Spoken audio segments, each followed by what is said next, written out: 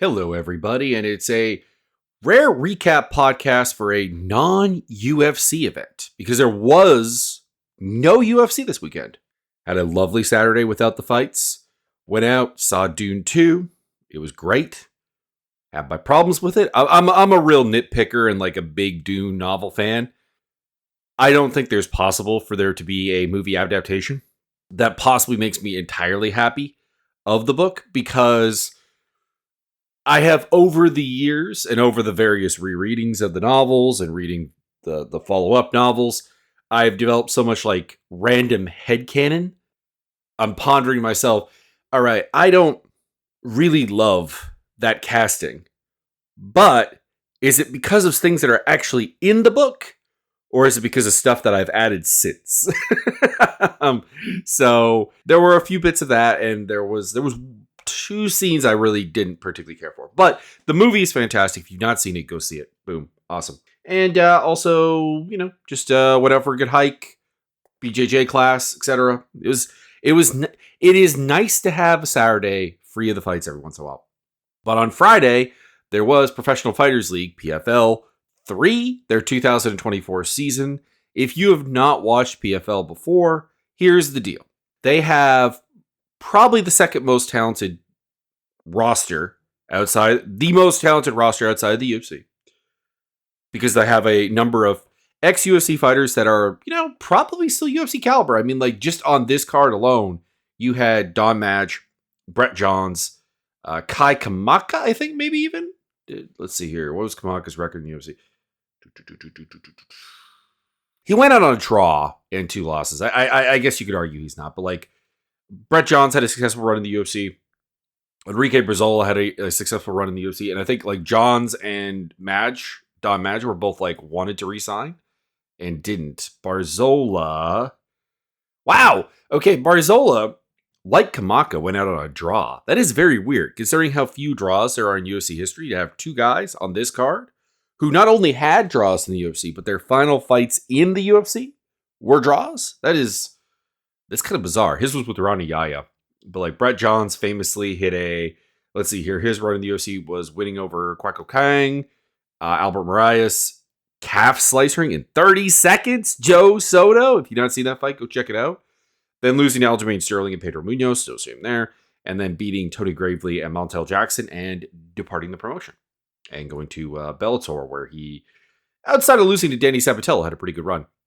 And then Don Madge, who, of course, in the UFC, I think was undefeated, if I'm not very much mistaken. Yeah, I'm right.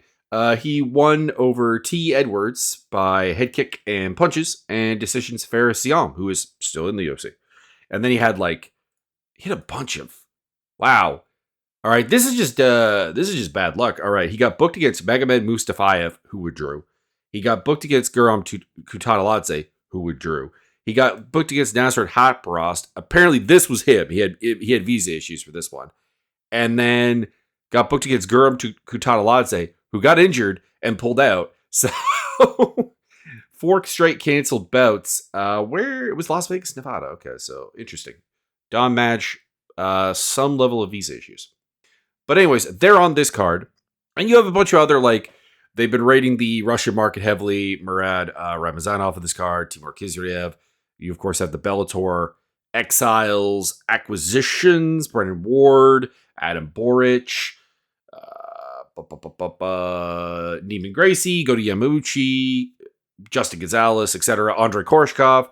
And then you have sort of the PFL, lifeblood, the guys who probably at one point or another should have been in the UFC, weren't in the UFC. Brendan Logain, of course, very, very famously was on Dana White Contender Series, got basically punished for shooting a late takedown in a fight that he obviously won and was obviously talented. And then guys like Bubba Jenkins. I guess that's about it for the really, really PFL homegrowns on this card, actually. Not really seeing anybody else who I would kind of put that label on, but it's a very, very deep roster. Now, what are the downsides? Well, number one, it's the fact that basically everything the UFC does in terms of exploiting fighters, the PFL also does. People want me to say that because whenever I'm going off on UFC pay, the comments are always loaded with, what about PFL pay? And what about one pay? And what about how no one else is paying more? And it's on the last part, like the UFC is like the NFL. Like, do you compare NFL pay to CFL pay or arena football pay? No, you do not, because the business issues are not remotely similar. PFL doesn't make money, and then number two, PFL's production quality and like commentary work, kind of trash. It's not that the people can't commentate. I think Sean O'Connell at times can be fun, but as a lead play-by-play guy, I think it's a little bit weak. I enjoy Dan Hardy. I don't really enjoy Randy Couture. I do kind of like the John McCarthy rules segments, but I think they go to him too often. And he's just, don't get me wrong, John McCarthy is a phenomenal referee and shaped refereeing for the business and has left an indelible impression upon MMA as a whole. But he is a bad commentator. There is just something that does not translate to talking on TV about the sport. It doesn't work. I have no doubt that he knows tremendous amounts of what he's talking about, but just there's nothing there. So you have the bad production, the bad commentary, the fact that you have the same business issues as the UFC, essentially, and well, that's what we got. So everyone is fighting for a $1 million grand prize at the end of the tournament. Let's find out how this one went. And then after that, I'm going to watch Marina Rodriguez, Jessica Andrade from UFC 300, because I was pretty unhappy with my ability to convey that fight in my video where I recapped UFC 300, because so much happened on that card, and this fight kind of just slipped down. And there was some controversial judging scoring. I think it was a split decision. So it'll be interesting to go back and watch that. And I remember specifically thinking the split decision was complete bollocks. So we'll see on a rewatch if I still think that. So on the PFL card, here we go. Let's roll. Main event, Andrei Koreshkov versus Magomed Umalatov. I said that the winner of this fight probably was going to win the welterweight tournament. I do more or less stand by that, but like at the same time, it's kind of weird. I said coming into this that Umalatov, undefeated prospect, and not really prospect, he's 32 years old, but undefeated fighter, a little bit unproven. You look at his tapology, you're not going to see a lot of fighters you're not going to see a lot of like probative things. You know he can strike, you know he can wrestle, you know he's got sort of the standard. I'm not sure if he's Dagestani or Chechen, or let's quickly have a look here. It just says born in Russia, but he has the look, we'll put it that way, of a man who is, of the Khabib Nurmagomedov area. And of course, there's a lot of hype that comes along with that. And I thought Koreshkov was going to win because Koreshkov has a better resume. He's fought a lot of good guys. The guys who've beaten him are very, very proven. And I would like to say that Umalatov, who I scored this fight 30-27 for, made himself a name here today, but I don't think he really did. Or not today, but 2 days ago. I don't think he really did. The problem was that a lot of his success was Koreshkov not being bad, but being dumb. Like things where he would like spin and dip in a body lock, and he would. It was not a very good fight between two guys who I had hopes to put on a better show. Now, maybe if this was a fight between two guys I had lower expectations of, the fight would have been perfectly fine. Because that can happen. Expectation is a huge part of how you remember a fight. But I was coming in here thinking, all right, this is Umalatov's chance to prove himself. This is Koreshkov's chance to really make a statement. And neither of those things happened. Umalatov won a very clear decision, but Umalatov did not impress. So, is he going to win the tournament? Quite possibly. I mean, the 170 field is not that amazing. Not that amazing. Pardon me. He was just very, very inactive on top. Like very, very stationary once he got top position and controlling. And I felt that he could have done more. I felt that he could have done a lot more. Especially given that the PFL system does reward finishes, unlike, say, the UFC. Brendan Lougane versus Pedro Carvalho. Carvalho, this was weird. It was a weird stoppage of the night because very, very early in this round, like there was like 15 strikes landed total here. Lougane stuns Carvalho after catching a kick, and then drops him with the right hand, wants to follow up with an illegal knee, doesn't, smart, and then has got kind of the weird, like, Carvalho's on his knees, getting punched, and whatever, and the referee stops in as Carvalho leaps in to try to grab Logain's single or like a leg for a single leg takedown, low single leg takedown, and they stop it there. There's no punch that landed that led to that. I'm not saying it's a I'm really not saying that the fight was going to end any differently, because like Carvalho was in a very, very, very bad situation, and I think Logain was going to punish him repetitively. So like, I don't dislike the stoppage. I don't hate it. I don't. But it was weird. It was very, very weird. It's like the referee Kevin McDonald saw a fighter jumping forward, like going forward, and thought he was like face planting, but like there was no punch to actually like make that happen. It was very weird. But I do think the fight was heading there anyways, because Carvalho, he's a bit chinny. He tends to recover fairly well, but like he can be chinned, and it was very, very clear that Logain had the horsepower to do that, and there wasn't really anything Carvalho was doing to trouble him. So very, very early in the fight, but I did feel very confident that Logain was going to get the job done. And then we had Logan Storley versus Shamil Musayev. Now this fight over-delivered, because I was like worried. I'm like, oh man, Musayev, he's a Sando Wushu guy, and he's got cool knockouts, spinning back fists, fun stuff like that. Kind of very Alexander Shlemenko. But he does tend to allow for clinches and wrestling situations because he's fairly difficult to take down. And I was like, Logan Storley is a much better wrestler than anyone he thought. He's going to take him down. He's going to do what Umbalatov did to Koreshkov. Like, honestly, if you watch the Umbalatov-Koreshkov fight, that's what I thought this fight was going to be. So when Musayev comes out and just 10-8s him in the first round, hurts him multiple times, spinning kick to the body, swarming him, hurting him, dropping him.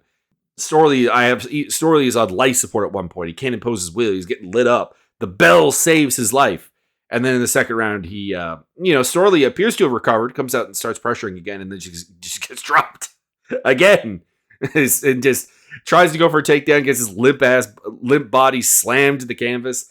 And Shamil Musayev looked really, really good. And I would love him to win this tournament.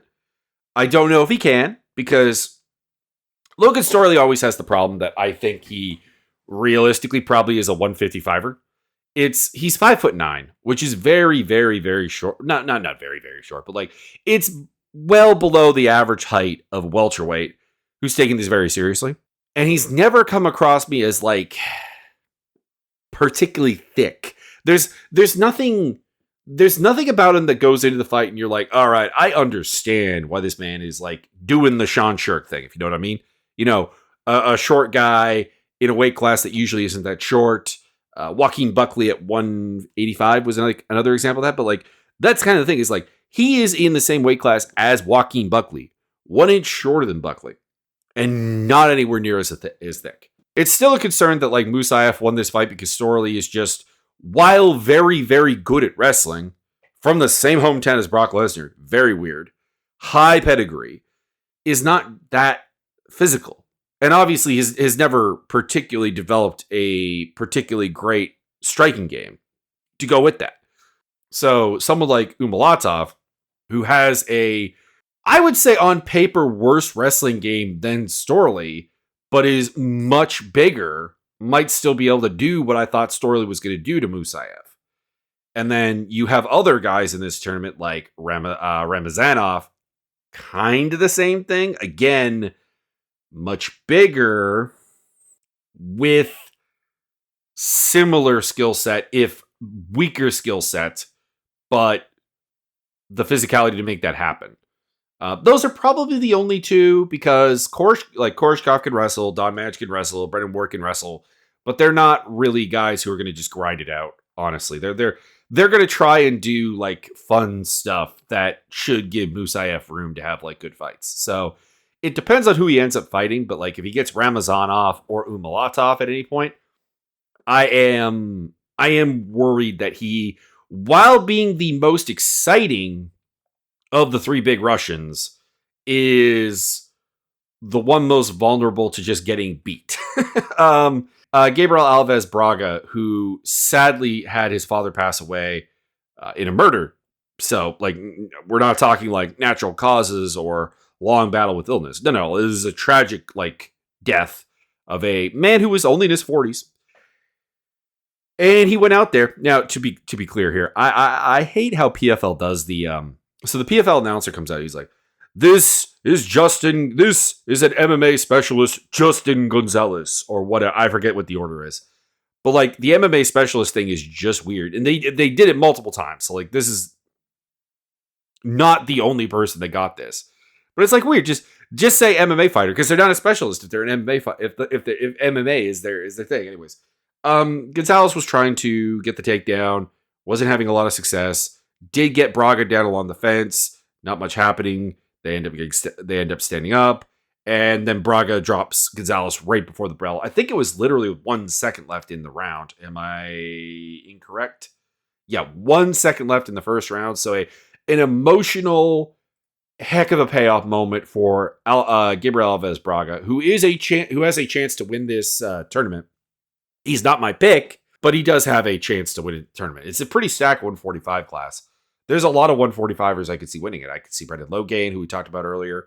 Obviously, we're talking about Alves Braga now and how he could win it.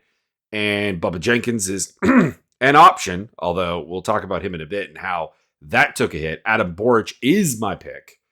And then you also have the likes of Timur Kizriev, obviously, in the field, who is obviously an option. So, like, very, very, very open field.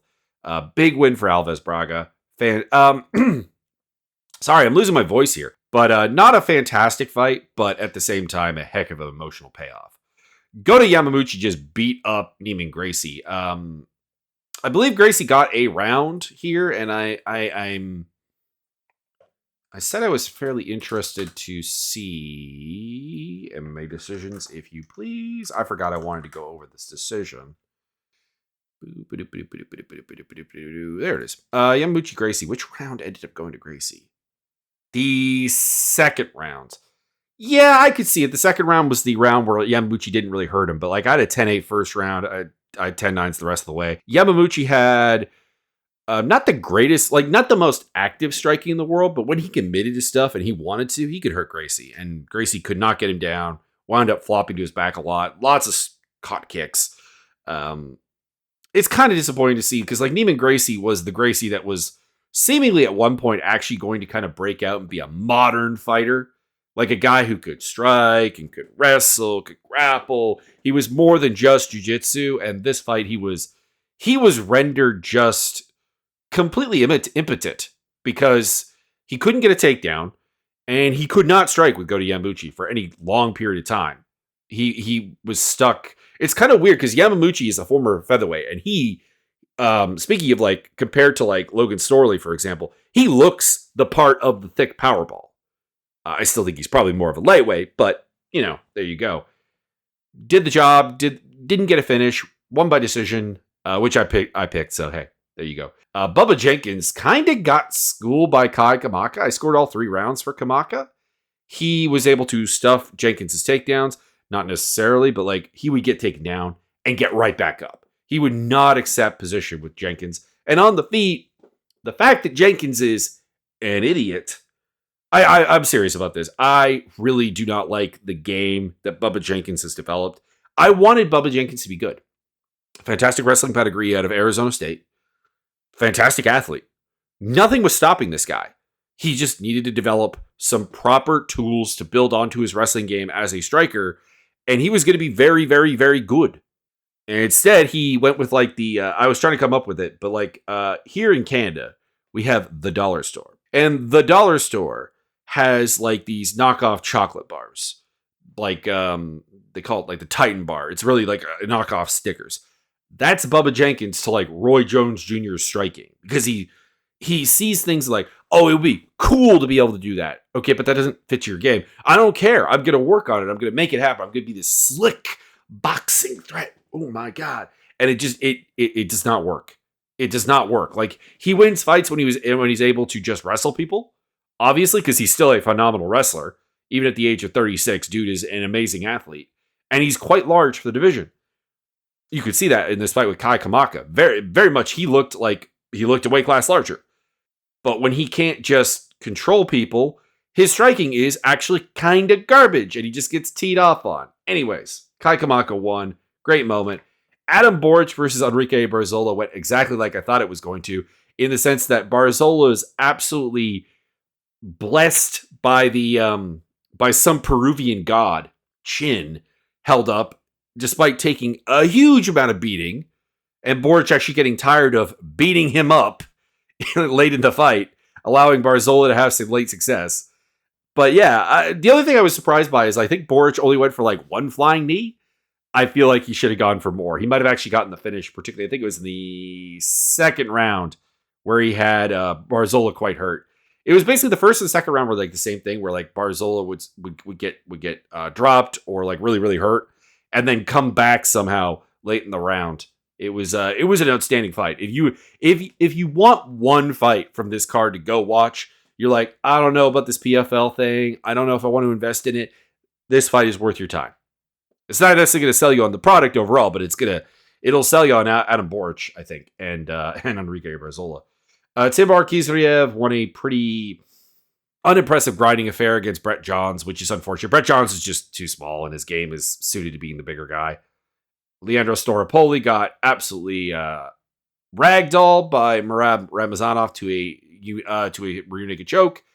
Don Madge rear naked choked Brendan Ward, and like funny, like it was like a really good start for Ward. He was like, coming out and then like, hip tossed in the ground, instantly stood up, and then got his back taken and choked. Tyler Diamond beat Otto Rodriguez in the, I think, easiest money I've won in a while, because I was really, really, really shocked that Tyler Diamond, who is a guy who went hammer and tong with Bryce Mitchell in a grappling affair, was an underdog against a guy whose main way of winning is like arm triangle? What are we doing here? Anyways, Diamond was able to control the wrestling exchanges, largely won on the feet, and got the job done. Roman Debian got knocked out by Thad John. That was expected. That was the setup fight. They don't really have any interest in Debian, really. They want to promote Thad John and his obvious physical upsides, like 6'2", welterweight with pretty impressive physicality. Don't get me wrong, there's work to be done. He's over flinchy. His defensive reactions are not very good, but I think that'll come in time. So, he's only 7 fights in. I'm willing to assume that every time out, I'm going to see a little bit better from him, and that's going to be the key. So let's watch this fight between Jessica Andrade and Marina Rodriguez. It's on Fight Pass if you want to watch on, but you don't have to. I'll just kind of give you my thoughts on how the action is going and how I would score it. So they're showing the tail of the tape right now. I hit play. If you're watching along, I'll give you a little thing when the first round starts, so we could be synced up. So my recollection to this fight was that I had Andrade winning pretty cleanly, and it ended up being a split decision. Let's have a look here. I've got MMA decisions up, so can I get UFC 300 judging here, please? Pereira versus Hill. By the way, on the Pereira versus Hill, a lot of people are like trying to figure out why people were unhappy, but it's just people talking about the UFC overhyping the main event as like this amazing thing. That's all. So our dissenting judge here is Derek Cleary, and the second round is the interesting one because he scored the second round for Marina Rodriguez. Everybody else scored it for Andrade, Adelaide and David Letheby. So that'll probably be the interesting part. And I'll also pull up UFC stats for this fight as well, so I can reference the activity with like some numbers other than, counting strikes as I fight here. How are you not? Oh, it's event name. Pardon. I searched for Jessica Andrade on UFC stats, and it didn't give me anything. I was like, what is going on here? Okay. So basically, the nutshell of this is going to be, in all 3 rounds, Andrade is going to land more strikes and generally be in control. All right. So round 1, probably not going to be super intriguing because all 3 judges scored it for Andrade. So I'm expecting we're going to see Andrade do her thing. This one seems to be like the least one. So round 1 has started. Here we go. Touch of gloves, obviously. Good sportsmanship. Rodriguez working a kick, but not actually really landing anything yet. He's the front kick to the body, jab. Doesn't really have a range though. Like nothing's really making contact with anything other than the arms of Andrade at the moment. Andrade lands a low kick. Still that front kick from Rodriguez. Doesn't quite have the range. I don't know. Maybe it's just trying to keep the range. Another low kick by Andrade. If I recall correctly, we're going to get a fair number of those. I think that was the best thing that she had working for her in the early rounds, and she went away from it later, if memory serves. Also working for the jab. Still, not much has landed. Like, I would be surprised if literally like one strike at this point had landed for Rodriguez. And Andrade is landing nothing in terms of like punches or anything, but like just low kicks. And some of the low kicks are not landing. There was one there that landed very, very short. Not landed, but fell very, very short. There you go. That body kick landed for Rodriguez. Lands one with the calf. Not a clean land on either of them, but like she's got the range now. But that front kick is still being blocked by the arms of Andrade quite a bit. Nice little double jab there by Andrade, but she got hit by a right hand as well, which the commentary brought out the right hand. I thought that Andrade won that exchange there. The double jab, I thought, had more power on it than the single right hand. There we go. So Andrade that time gets caught coming in a little bit. Largely lands short with her own punches. Rodriguez has got the range. Now, the low kick is still there for Andrade, but Rodriguez is punishing her when she throws it. Utilizing the fact that she has, I don't have the paper here, but like I imagine a significant reach advantage. She's like 4 inches taller or something. And I imagine that there is something similar in terms of engagement range. All right. Rodriguez throws a kick, slips down, and Andrade is on top, landing some hammer fists, trying to get dominant position here. She's in the half guard of Rodriguez. Elbow to the body. Rodriguez is trying to, I think, find her way back to guard. Or at least to lock it down. Couple of good ground and pound spots. Now, this is probably what wins the round for Andrade, if memory serves. She's not coming anywhere near to ending the fight or anything, but she's putting a fair number of shots into the face of Rodriguez and into the body of Rodriguez while being on top. Now, she stands up over top of her, which is always a frustrating spot. Just let him up. I do not like this, like, stand over and I would say kick the legs, but she's not even doing that. It's actually letting Rodriguez kick her legs. There's one. Big 360 spin into the guard. Complete waste of energy. Completely inefficient, but hey, whatever. It's fun. Rodriguez is trying to fight her off with the legs, push her free, land up kicks. There was even, like, I think a hint of a submission attempt maybe there. But eventually we settled down to the half guard of Andrade. Keep in mind, this is not how I would do commentary. I feel like I need to say that. This is me just like kind of going through internal scoring monologue in my head. Couple of hammer fists for Andrade here.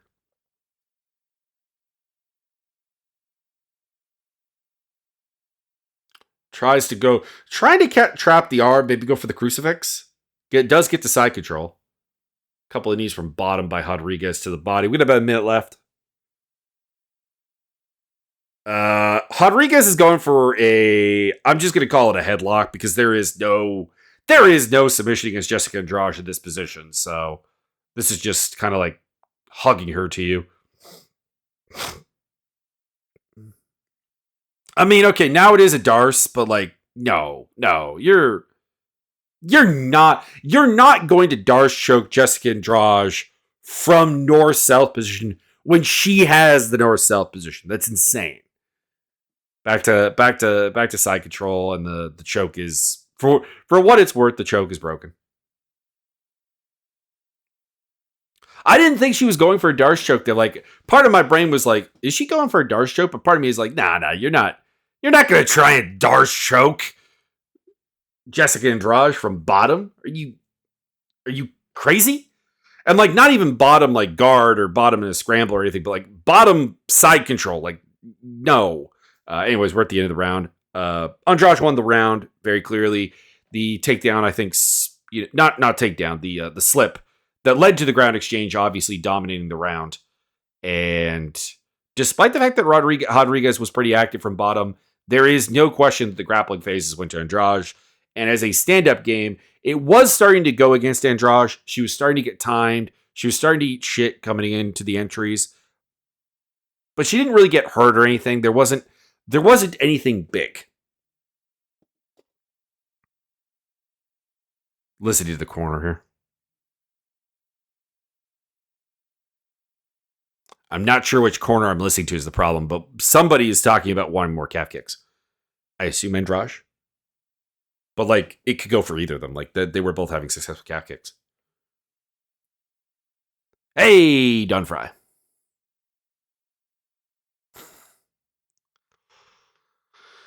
Oh, Don Fry, you have some terrible, terrible political ideas, but we do love you. We do love you. An example of a guy who, I probably agree with nothing about life on, but I am a huge fan of. Anyways, into round 2. This is the controversial round. This is the split round. Rodriguez opening up pretty strong, probing out there with the jab, looking for the straight right hand as well. Needs a couple of shots to the legs, nothing too heavy. Ooh, that was a good one. But she punishes Rodriguez again for the calf kick, and then even lands her own kick upstairs. They credit Rodriguez at this point with one leg kick. That is very ungenerous from the Chiron there. Like, she's losing the calf kick battle, don't get me wrong, but Andrade is starting to find some success in the boxing exchanges, but she is still getting lit up by that right hand. Boom. It's like she doesn't really see it coming. Like, she's moving her head and so on, but like she doesn't seem to have any like actual way of avoiding it. Like her head moves back on like a straight line, so like it just gets hit anyways. It's like you're kind of just making Rodriguez go further, but like given the height disadvantage, she could do that.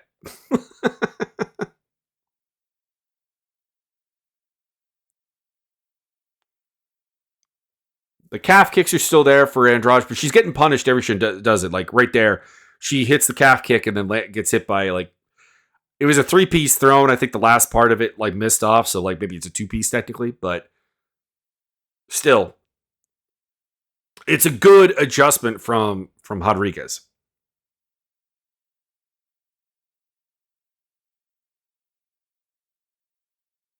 Because early on, she was getting her leg chewed up. She's moving fine, so I think the leg is okay. But it did look like that was going to be a problem. But now that she's got her range, she's really able to make it happen. That being said, she is 20 of 77. Again, this is per the Chiron. Don't like trust it, but like she is very low percentage, and it's kind of weird. The commentary is very pro Rodriguez in this fight, but they're like popping her on the outside. She's doing a great job with her jab. I'm like, she's largely missing with that jab. Largely missing. Like the only time she's having great deal of success is when Andrade comes in to throw the calf kick and open up on her, and then she's making her pay. But like on the outside, it's just noise. It's missing. Like it's kind of weird watching Jessica Andrade actually evade a jab.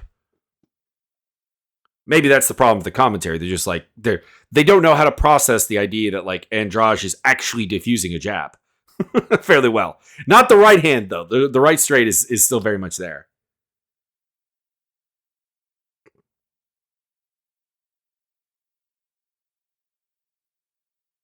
She's like hyper focused on the left hand.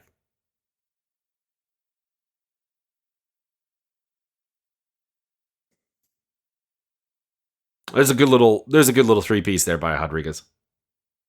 Follows up with like kind of like a mini Superman with right hand. Still, a lot of this is not landing, but like obviously it's diffusing what Andrade could do. Like I'm not saying it's a bad idea. Like putting out like kind of empty volume is a perfectly fine idea. You're the taller fighter. Utilize that sort of leaf blower technique. Holly Holm has made a career out of it. Caitlin Chukagian does it a lot. Yana Kuniskaya, Santos, pardon me. Yana Santos, Ni Kuniskaya. The leg kicks have stopped largely from Andrade because they are getting countered like repetitively. I forgot. I honestly forgot from watching this the first time how often those leg kicks got countered, because I remember live being very disappointed that Andrade wasn't throwing the low kicks. Now Andrade is kind of like, I think, going full bull here. She's been hurt. She's bleeding from the nose. She's tired of this like being ineffective. And there you go. There's a low kick. Catches her with a big right hand. Body shot. Going upstairs. Missing. Rodriguez is hurt though. I think this is what convinced me that the round should go to Andrade live. Is she's clearly very hurt. And I don't want to say getting lit up, because like Andrade is missing a lot here. But like Andrade is hitting her to the body, hitting her with big overhands. Like these are far more powerful than anything Rodriguez has hit her with. And like this is like a minute of being slightly like wobbled, essentially. Rodriguez does get a clinch there, lands a couple of knees right towards the end of the round. I don't know. I guess you could go either way with that round. It is it's very much a tale of two rounds. For the first 4 minutes of the round, I thought Rodriguez was winning. She was punishing Andrade's entries very, very well. She made her go away for the calf kick, which was impressive.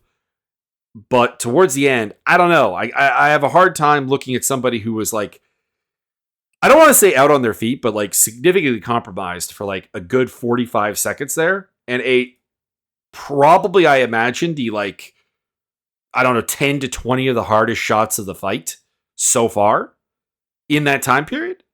So I'm sticking with my Andrade scorecard on that one.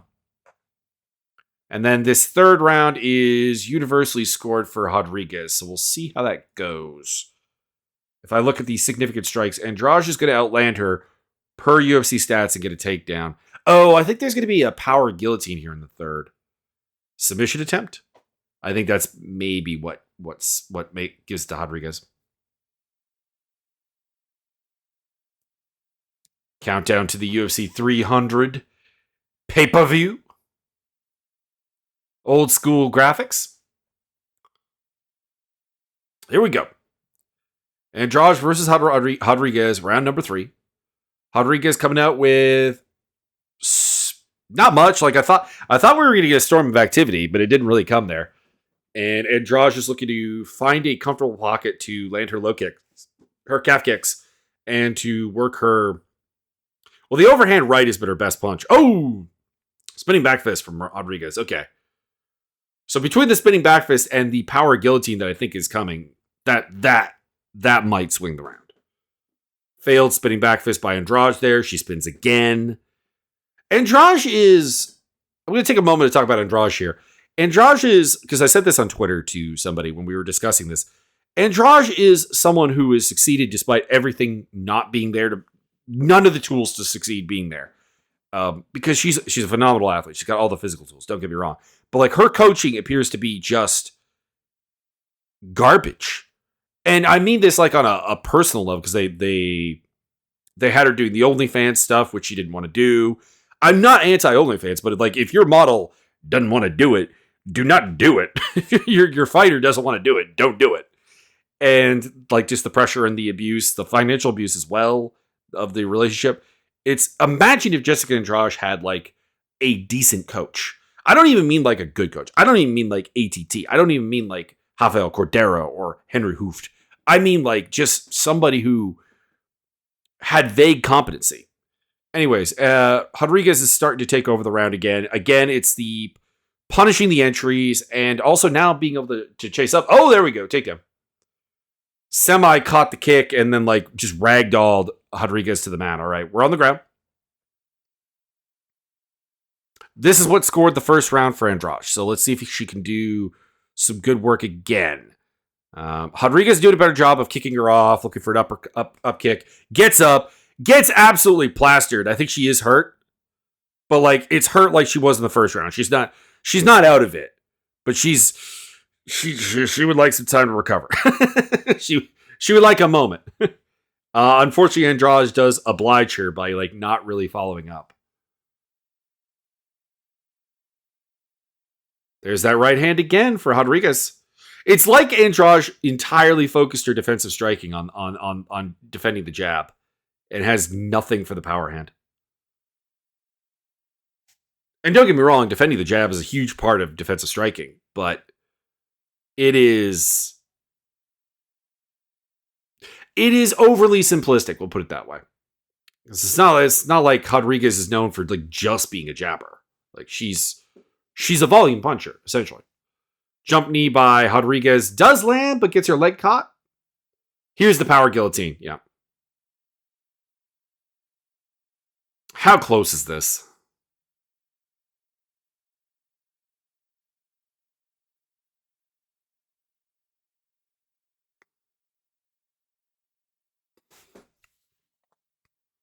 I don't have anything really to add. She's in the power guillotine right now. I'm just trying to. I don't know. I don't think it was terribly close, but like it was locked in. It was locked in. Like it was a legitimate submission attempt. Quick clinch there. Rodriguez with a knee. Andrade. The hands are down now. The jab is landing for Rodriguez now. Like this will be the point where the commentary is actually right about Rodriguez's jab.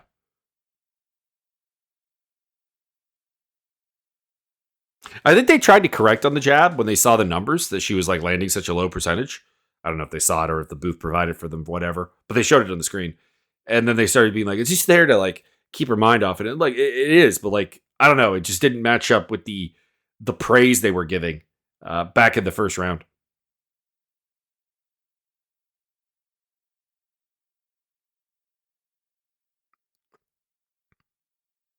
Yeah, Andrade does not have the energy to really close the gap, unfortunately. And she's never had an efficient way of doing it. Like, it's very explosive. That's a long-term problem, so to speak. 30 seconds to go. Oh, big low kick. Compromise. And solid flurry to finish here from Andrade. We know she's not going to finish, but this is the second time, possibly even like the third time in this fight, that she's had Rodriguez pretty hurt. Rodriguez throwing back, managed to get the tie plum for a couple knees. That's the round. I think my objection to this 29-28 Rodriguez card is less about like the fact that I don't believe Rodriguez could have won two of those rounds, because I could give second and third to her. Rewatching that, like I feel like the second round she was winning up until the last minute, and then she got kind of smacked on. And I think I'd probably score the third round for her as well. The power guillotine, the generally winning the striking up until like the last minute again, and also that spinning back fist I thought was actually a pretty good strike. But at the same time, Andrade clearly won the first. I guess this is the classic problem of like a 10-9 round, is that if I didn't have to obey the 10-point must system, and I could, well, or if I was allowed to give 10-8s, like a more, if I was allowed to give a relative 10-8, that first round is a 10-8 because Andrade definitely won the first round. Rodriguez might have won the second and the third. So you could go 10-9, 9, or 10-8, 9-10, 9-10 if you wanted to. Or honestly, I would say the third round could go 10-10. And I would still say the Andrade won the second round. I think she came just too close to finishing her in the last minute there. But I think live, maybe the problem was that the classic thing. If you finish a round really, really strong and you weren't definitively losing it, like you didn't get hurt or anything like that, there was no knockdown to remember, there was no near finish to remember. You were just kind of getting out volumed and pieced up a little bit. If you finish the round strong, people remember that and give it to you. But I don't know. I still think 29-28 Andrade is the right card. You could even go 30-27 Andrade. I think that's my problem. Is there is a 30-27 defendable card here for Andrade. There is not for Rodriguez. And it's not that you can't score the fight for Rodriguez. It's that it just doesn't feel right, essentially. So anyways, I hope you enjoyed that particular part of it. Anyways, what do we got coming up next time around here? I've got Tapology up. UFC Fight Night from the Apex. Oh yeah, the Alex Pereira Mathalis Nicolau card. Ooh, this is not good. This is not good. Ryan Spahn, Bogdan Dushkov. I am looking forward to Karine Silva versus Ariane Lipsky. That'll be fun. Then you have Jonta Diaz. I do not know you, sir. You are 6-0, 6'4", heavyweight. You look a little soft. I see kickboxing bouts. Okay. All right. Kickboxer. Okay. Nothing but finishes on his record, including 2 retirements. All right. Hasn't fought anybody. Well, hang on. His Contender Series fight was against a guy named Eduardo Neves, who's 7-3 now. This guy feels Can Crusher-ish. I don't know. Anyways, might have a kickboxing background I got to dig into. Jonathan Pierce versus David Onama. Yes. Tim Means versus Eros Medish. Yes. Hani Yahya versus Victor Henry. I like both guys. I don't like the fight, but I do like both guys. Austin Hubbard versus Mikhail Feglak. Not bad. Dontel Mays versus Kyle Machado. Why is this below Austin Lane versus debuting heavyweight? What are we doing here? Dontel Mays is not bad. Kyle Machado had a good debut against the British guy. Mick Parkin. Boom. There you go. Marnik Man. Oh, God. Marnik Man is back. No disrespect to Marnik Man for, like, trying, but, like, the girl does not have a game. Her 2 Contender Series fights are kind of embarrassing. It's her losing to Bruna Brazil and Josephine Knudsen, who are not bad fighters. I want to make that clear, but, like, she doesn't have a game. So, she's fighting Ketlin Souza, who also doesn't have a UFC game. Ivana Petrovic versus Neon Leon. And Mahashate versus Gabriel Benitez. All right, that's a fun fight. There are some low-key fun fights, but like I think it's just that the main card is so bad. Because it's probably going to be the first 5 fights I listed. So Nicolau versus Perez, which probably will get canceled. And like, I don't know, Alex Perez just feels like sad right now. Ryan Spahn versus Bogdan Dushkov. The fact that I'm pondering picking Dushkov in that fight is just sad. Lipsky Silva is very, very good. Pierce versus Onama is very, very good. And then you have a debuting fighter against Austin Lane, who is a former NFL player and just a complete glass cannon. I have no interest. It's not that he won't win fights, but it's that he's just a glass cannon. I'm probably gonna have to pick Deniz there because he's got a kickboxing background. I assume he can defend a couple of shots. Check down below for links to my socials, to my video gaming stuff, and to the Discord Fight Simulator. I will see you guys when it is time to break down the APEC.